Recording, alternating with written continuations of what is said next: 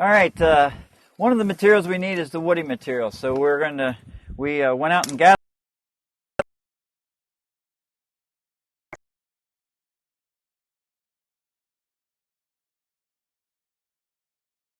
sustainable. It's easy to get. We have our loppers here, and we're going to cut all this material up into smaller pieces, easier to deal with, and it only takes a few minutes. It's easy and fun to do. Plus you're cleaning up your yard at the same time, getting rid of all the branches and putting them to very good use in the compost pile. I want to make sure we get them all cut up real nice and short.